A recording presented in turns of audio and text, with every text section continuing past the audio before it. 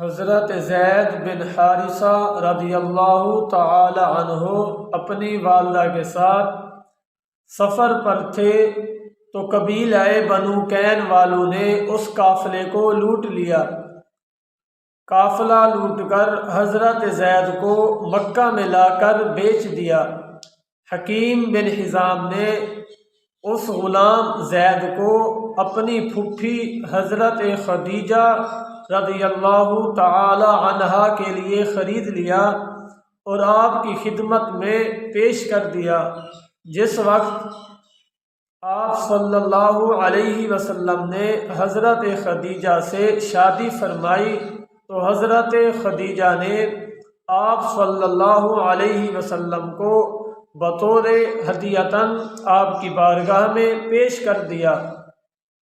وقت گزرتا رہا، حضرت زید کے قبیلہ والے مکہ مکرمہ میں آئے تو انہوں نے دیکھا کہ حضرت زید مکہ میں موجود ہیں۔ ان قبیلہ والوں نے واپس جا کر حضرت زید کے والد کو بتایا۔ حضرت زید کے والد حضرت زید کی جدائی کے لیے بہت ہی روتے تھے اور آپ کے لیے اشعار بھی پڑھتے تھے۔ جب آپ کو علم ہوا کہ حضرت زید مکہ مکرمہ میں ہیں تو آپ اور آپ کے بھائی دونوں حضرت زید کو خریدنے کے لیے مکہ مکرمہ میں تشریف لائے اور آپ صلی اللہ علیہ وسلم کی بارگاہ میں حاضر ہوئے۔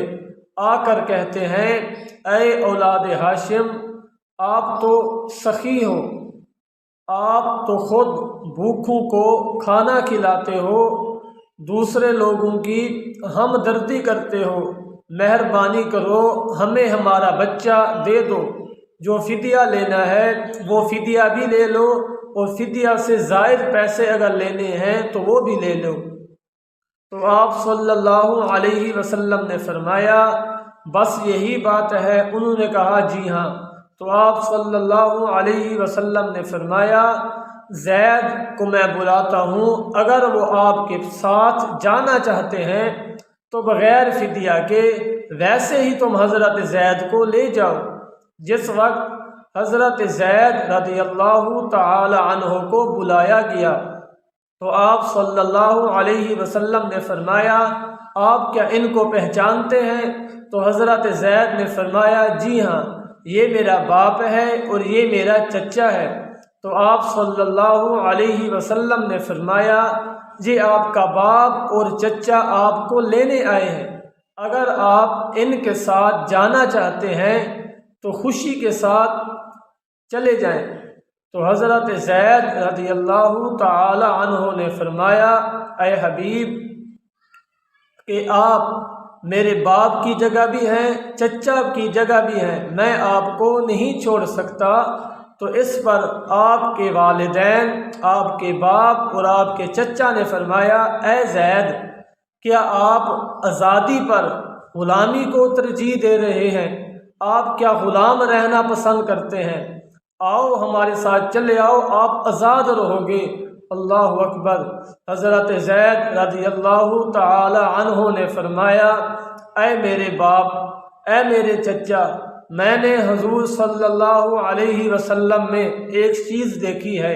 اللہ اکبر۔ اب میں آپ صلی اللہ علیہ وسلم کو کسی بھی حالت میں چھوڑنا نہیں چاہتا، جو بھی ہو، آپ صلی اللہ علیہ وسلم پر کسی کو بھی ترجیح نہیں دیتا۔ اتنا فرمانا تھا، حضور صلی اللہ علیہ وسلم نے حضرت زید کو اپنی گود میں لے لیا اور فرمانے لگے، یہ میرا بیٹا ہے۔ یہ دیکھنے کے بعد آپ کے والد اور چچا خوش ہوئے اور خوشی سے واپس اکیلے ہی چلے گئے۔ اب سامعین کرام، حضور صلی اللہ علیہ وسلم کے اخلاق کا کیا عالم دیکھ لیں۔ بڑے تو بڑے، اگر چھوٹے بچے ہوں وہ بھی آپ صلی اللہ علیہ وسلم کی جدائی برداشت نہیں کرتے، حضور سے دور رہنا پسند ہی نہیں کرتے۔ حضرت زید چھوٹے بچے ہونے کے باوجود اپنے والدین کو چھوڑ دیا، اپنے قبیلہ کو چھوڑ دیا، اپنی آزادی کو چھوڑ دیا محض حضور صلی اللہ علیہ وسلم کی خاطر۔ پھر حضور صلی اللہ علیہ وسلم کا اخلاق کریمہ بھی دیکھ لیں۔ حضور صلی اللہ علیہ وسلم نے فرمایا کہ زید میرا بیٹا ہے، زید میرا بیٹا ہے۔ اسی وجہ سے تو امام اہل سنت نے فرمایا تیرے خلق کو حق نے عظیم کہا، تیری خلق کو حق نے جمیل کیا، کوئی تجھ سا ہوا ہے نہ ہوگا شہا، تیرے خالق کے حسن و ادا کی قسم۔